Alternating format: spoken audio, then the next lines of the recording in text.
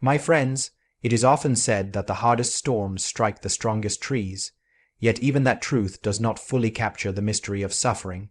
For when it comes to the daughters of God, their trials are not accidents, nor are they punishments. They are entrusted with battles not because they are weak, but because heaven has already measured their strength.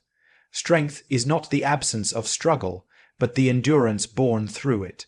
To imagine strength as a life untouched by difficulty is to misunderstand its very nature. The oak tree does not stand tall because no wind has ever pressed against it. It stands because countless winds have tried to bend it, and each time it held its ground, its roots digging deeper into the soil. Likewise, the women God calls strong are not those spared from battles, but those who continue forward even when every step feels like it may be their last.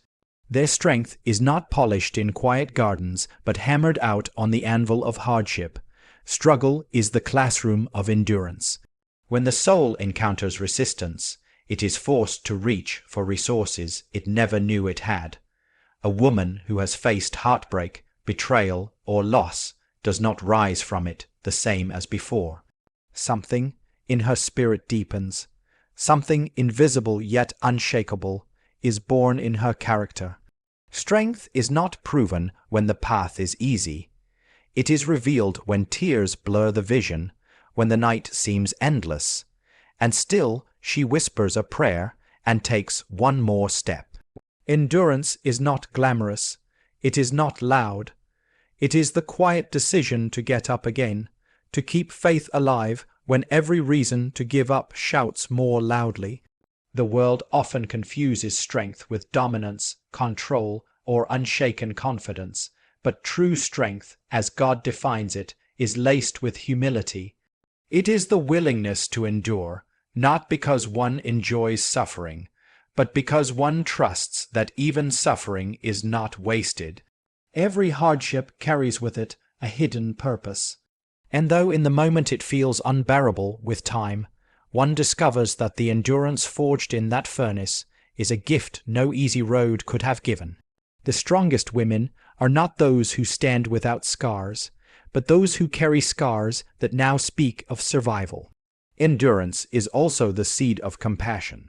A woman who has endured hardship is able to look into the eyes of another and say, "I understand." Her endurance has given her the ability to walk alongside others with gentleness and wisdom. What once felt like a crushing burden becomes, in God's hands, the very tool by which she strengthens others. Without the struggle, she could never have carried such a ministry of encouragement. The beauty of endurance is that it multiplies strength, not only within her, but also within those she touches. So strength is not found in the absence of struggle, but in the persistence of faith through it. The hardest battles create the deepest resilience. The women God calls strong are not set apart by immunity to life's trials, but by the courage to face them, to endure them, and to rise from them with a faith that shines brighter than before. Their strength is not the denial of pain, but the endurance that transforms pain into testimony, struggle into perseverance, and endurance into a legacy of unshakable hope. Battles are not signs of God's neglect, but proof of His trust.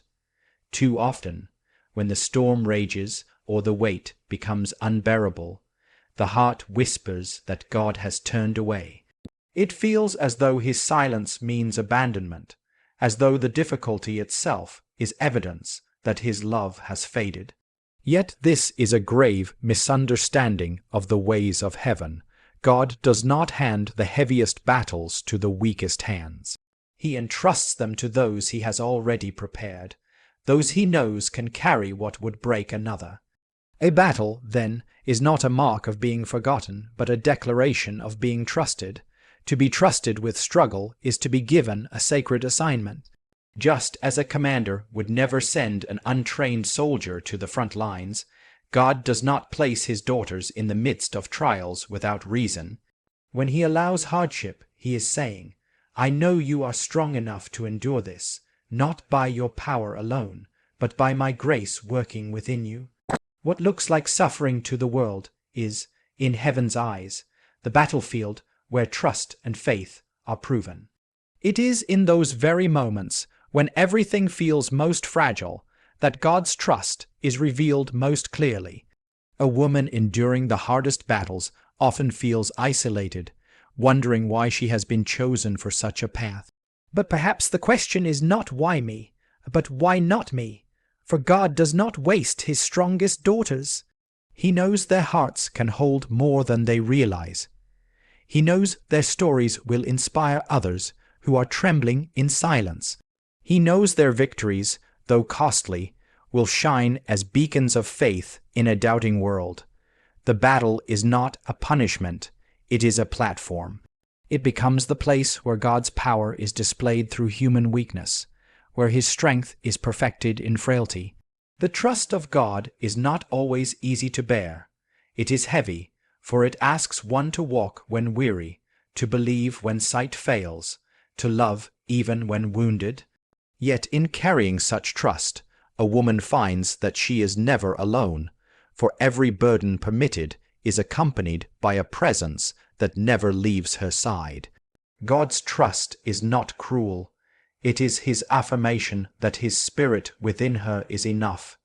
Even if her hands tremble, even if her steps falter, she is still moving under the shield of divine favor. Thus, battles should not be mistaken for signs of God's neglect. They are instead reminders that heaven sees strength in her, even when she doubts it herself. Every trial entrusted to her is evidence that God believes she can walk through it with Him, and on the other side, she will not only carry her own victory, but also become a voice of courage for others. To be given a battle is to be entrusted with a purpose, and that is one of the greatest honors a soul can receive. Suffering refines, it does not define. To believe that suffering is the sum of one's identity is to accept a lie that diminishes the dignity of the soul. Pain may mark a chapter, but it does not write the entire book.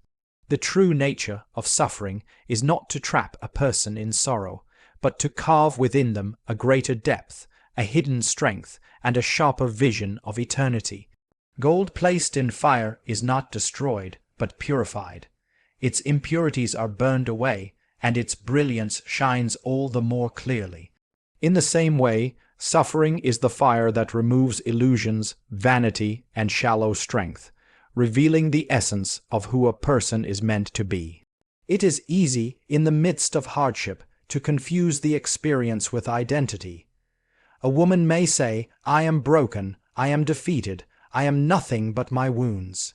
Yet God never names His children after their pain. He does not call them failure, loss, or burden. Instead, He calls them beloved, chosen, strong, and redeemed. Suffering is only the tool, it is not the name. The enemy seeks to use suffering as a label, chaining hearts to despair. But God uses it as a furnace, producing resilience, humility, and faith. What once seemed like destruction becomes, in His hands, the shaping of destiny. Suffering refines perspective. When life is untouched by struggle, it is easy to be distracted by surface matters, status, possessions, fleeting approval. But when suffering comes, all that is temporary is stripped away, and the soul is forced to cling to what is eternal. A woman who has walked through grief learns to see the fragility of life with new eyes. She understands the value of a kind word, the gift of each day, and the depth of God's promises in a way untouched hearts cannot. This refinement is not cruel, though it feels harsh. It is the work of a loving hand, teaching the soul to see beyond shadows to the light that never fades. Refinement also builds compassion. A person who has never known pain may sympathize, but cannot truly enter into the pain of others. Yet, the one who has walked through suffering develops a heart tender enough to carry another's burden. Her scars become bridges. Her tears become a language of comfort. She learns to sit with the grieving, to encourage the weary, to strengthen the broken, not with empty words, but with the authority of someone who has endured. Thus, her suffering becomes not only her refining, but also a source of healing for many. Perhaps the greatest refinement suffering produces is faith. When all else is taken away, when strength fails and solutions vanish, the soul discovers whether it will still cling to God, and it is in that clinging that true faith is born, not the faith of convenience, but the faith of surrender, a faith that says, even if I do not understand, I will trust. This is the faith that refines the character into unshakable confidence in God's goodness. It is no longer dependent on outcomes, but on His unchanging presence. Such faith can only be forged in the fire of suffering. So, suffering is not a definition, it is a process. It does not tell a woman who she is, but it shapes her into who she was always meant to be. It burns away what is false and leaves only what is true, and though in the moment it feels like loss, in eternity it will be revealed as gain.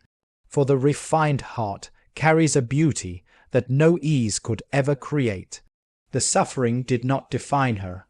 It refined her until she shone with the strength, wisdom, and faith that only God could produce.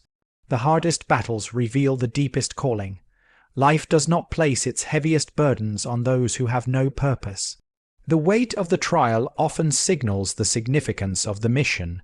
A woman who finds herself in the fiercest struggles may wonder if she has been cursed, overlooked, or abandoned by God. Yet, the truth is often the opposite. Her suffering is not random but purposeful, a preparation for something greater than she can yet see. The hardest battles are the soil in which the deepest calling is planted. For only in difficulty does the seed of destiny break open and grow. When we look at history and even at Scripture, we see this pattern repeated. Those entrusted with great influence almost always walked through seasons of great hardship. Joseph was betrayed and imprisoned before becoming a leader.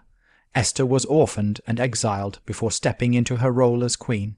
Mary, the mother of Jesus, bore the burden of being misunderstood and rejected while carrying the Savior of the world. Their lives show us that calling is not given without cost, and the hardest battles are often the clearest evidence of a divine assignment. What seems like crushing weight is the very thing that strengthens the shoulders to carry a greater purpose. The deepest calling is rarely revealed in comfort. Comfort makes us content with what we already know, but struggle awakens us to what God has placed within us. A woman in the midst of a painful season is often unaware that her perseverance, her courage, and her faith are being sharpened for a mission beyond herself. Her battle is shaping her into a vessel that can hold influence, compassion, and wisdom. Without the storm, she might never discover the depth of her resilience or the power of her voice. Without the battle, she might never know the extent of her faith. The calling is hidden until the fire exposes it. The hardest battles also teach responsibility. A calling is not only about personal fulfillment, it is about service to others. To serve well, one must understand pain, weakness, and struggle. A woman who has walked through grief is uniquely able to comfort others in grief. A woman who has overcome betrayal can speak with authority to those still bound by bitterness. A woman who has endured poverty can inspire others to rise above despair. The very hardships she wished to escape become the foundation for her ability to lead, to heal, and to guide. Her deepest calling emerges from the soil of her deepest wounds, and yet the revelation of calling does not always come quickly. Often, the hardest battles stretch long, and in the waiting, she may feel forgotten. But the delay is not denial. It is the shaping process of God, preparing her heart for the weight of the task ahead. If she were given her calling without the refinement of struggle, she might not have the humility, compassion, or perseverance to sustain it. The waiting and the warring are part of the preparation. In time, the purpose behind the battle becomes clearer. What once seemed like meaningless suffering is revealed as training ground. The sleepless nights, the tears, the unanswered questions, all become threads woven into a greater design. The calling that emerges is not shallow, not fleeting, but deeply rooted in strength and wisdom earned through fire. So when the battle feels unbearable, remember that its presence may be the very proof of a great destiny. The hardest battles are not signs of weakness, but signals of importance. They do not come to destroy, but to uncover. For in the end, the woman who endures them does not rise empty-handed. She rises carrying her deepest calling shaped, strengthened, and prepared to fulfill it in a way only the battle could have made possible.